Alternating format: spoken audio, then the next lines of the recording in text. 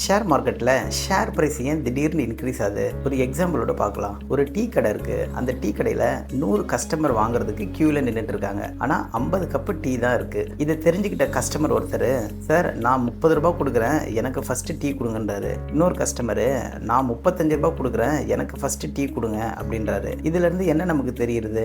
Supply வந்து 50, demand வந்து 100. So demand அதிகமாக இருக்கும்போது ஆட்டோமேட்டிக்காக ரேட்டு வந்து ஏறும். இன்னும் ஒரு ப்ராக்டிக்கல் எக்ஸாம்பிள், ரொம்ப சிம்பிளாக புரிகிற மாதிரி சொல்கிறேன். எம்ஆர்எஃப்னு ஒரு கம்பெனி இருக்குன்னு ஒரு அசம்ஷன் பண்ணிக்கோங்க. அந்த கம்பெனியுடைய ப்ரைஸ் வந்து 1,20,000. இப்போ அந்த கம்பெனியுடைய ஃபினான்ஷியல் ரிப்போர்ட்டு கம்பெனி வெளியிடுறாங்க. அதில் 40% ப்ராஃபிட்டு லாஸ்ட் இயர் கூட கம்பேர் பண்ணும்போது இந்த வாட்டி இன்க்ரீஸ் ஆகிருக்குன்னு சொல்லியிருக்காங்க. இப்போது கவர்மெண்ட் அந்த கம்பெனிக்கு ஒரு புது கான்ட்ராக்ட் கொடுத்துருக்கு.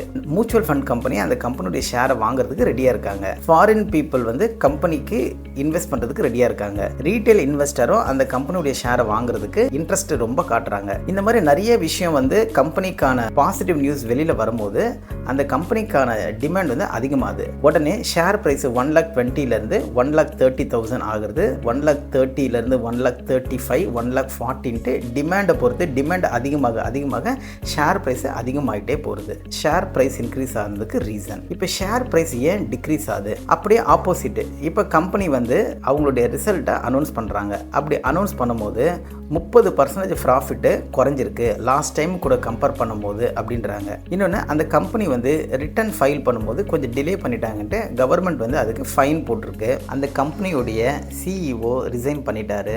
இந்த மாதிரி நெகட்டிவ் நியூஸ் வரும்போது எல்லாருமே பயந்துட்டு அந்த கம்பெனியுடைய ஷேரை வந்து விற்கிறதுக்கு முன்னாடி வருவாங்க. ஆனால் பையர்ஸ் அந்த கம்பெனியுடைய ஷேரை வாங்குறதுக்கு யோசிப்பாங்க.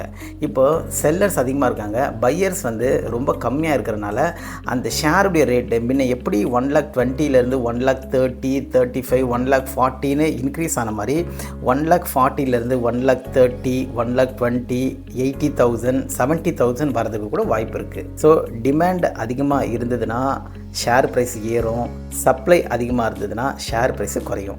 இப்போது ஒரு ஷேர்ஸ் வாங்கினா நமக்கு என்னென்ன ரைட்ஸ் இருக்குது அப்படின்றத பார்க்க போகிறோம். நமக்கு முக்கியமாக 5 ரைட்ஸ் இருக்குது. ஒன்று வந்து ஓட்டிங் ரைட்ஸு, இன்னொன்று வந்து டிவிடெண்ட்டு, இன்னொன்று வந்து கேபிட்டல் அப்ரிஷியேஷன், இன்னொன்று வந்து ரைட் இஷ்யூ, இன்னொன்று வந்து போனஸ் இஷ்யூ. இதெல்லாம் என்னன்றதை டீட்டெயிலாக பார்க்க போகிறோம்.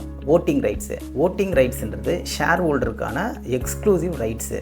கம்பெனி வந்து ஒரு டெசிஷன் எடுக்கிறதுக்கு முன்னாடி ஈக்விட்டி ஷேர் ஹோல்டருக்கிட்டது அப்ரூவல் கொடுத்தா தான் அந்த டெசிஷனை இம்ப்ளிமெண்ட் பண்ண முடியும்.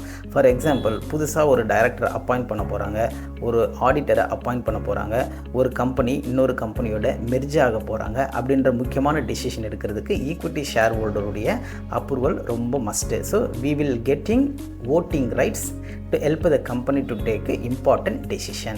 Next dividend. Company profit earn பண்ணாங்கன்னா அந்த ப்ராஃபிட்டில் ஒரு போர்ஷனை ஷேர் ஹோல்டருக்கு பிரித்து கொடுப்பாங்க. அதுக்கு பேர் வந்து டிவிடெண்ட்டு. ஒரு ஷேருக்கு 5 ரூபாய் டிவிடெண்ட்டுன்னு அனௌன்ஸ் பண்ணாங்கன்னா 100 ஷேர் நமக்கு இருந்தால் 100 × 500 நமக்கு டிவிடெண்டாக கிடைக்கும். Next capital appreciation. கம்பெனியோடைய பர்ஃபார்மன்ஸு நல்ல க்ரோத்தில் போகும்போது 100 ரூபாய் ஷேரு 180 ரூபாவாக மாறிடும். அப்படி மாறும்போது நீங்கள் ஒரு ஷேர் விற்றிங்கன்னா உங்களுக்கு 80 ரூபாய் ப்ராஃபிட் கிடைக்கும். இதுதான் கேபிட்டல் அப்ரிஷியேஷன். இன்னொன்று, கம்பெனி வந்து அவங்களுடைய ப்ராஃபிட்டை கேபிட்டலாக மாற்றுறதுக்கு போனஸ் ஷேரை இஷ்யூ பண்ணுவாங்க. அப்படி 1:1 அப்படின்றது போனஸ் ஷேர் அனௌன்ஸ் பண்ணாங்கன்னா நம்மக்கிட்ட 100 ஷேர் இருந்ததுன்னா இப்போ நமக்கு அடிஷ்னலாக ஒரு 100 ஷேரு ஃப்ரீ ஆஃப் காஸ்ட்டில் கிடைக்கும். இதுக்கு பேர் தான் போனஸ் ஷேரு. அடுத்தது, கம்பெனி வந்து ஷேர்ஸை பப்ளிக்கு வெளியிடுறதுக்கு முன்னாடி எக்ஸிஸ்டிங் ஷேர் ஹோல்டருக்கு கம்மியான ப்ரைஸில், தட் இஸ் டிஸ்கவுண்ட் ப்ரைஸில் ஒரு ஆஃபர் கொடுப்பாங்க. ஷேர் ஹோல்டர்ஸ் வேணும்னா அந்த ஆப்ஷனை வந்து யூட்டிலைஸ் பண்ணிக்கலாம். ஃபார் எக்ஸாம்பிள், மார்க்கெட்டில் ஒரு ஷேரை 100 ரூபாய்க்கு சேல் பண்ணாங்கன்னா நமக்கு 65 ரூபாய் இல்லை 70 ரூபாய்க்கு கம்பெனி வந்து விற்கிறதுக்கு ரெடியாக இருப்பாங்க. வேணும்னா அந்த ஷேரை வந்து நம்ம டிஸ்கவுண்டட் ப்ரைஸில் வாங்கிக்கலாம். இதுக்கு பேர் ரைட் இஷ்யூ. இன்னைக்கு வீடியோவில் பையர்ஸ் அதிகமாக இருந்தாங்கன்னா ஷேர் ப்ரைஸு இன்க்ரீஸ் ஆகும், செல்லர்ஸ் அதிகமாக இருந்தாங்கன்னா ஷேர் ப்ரைஸு டிக்ரீஸ் ஆகும்.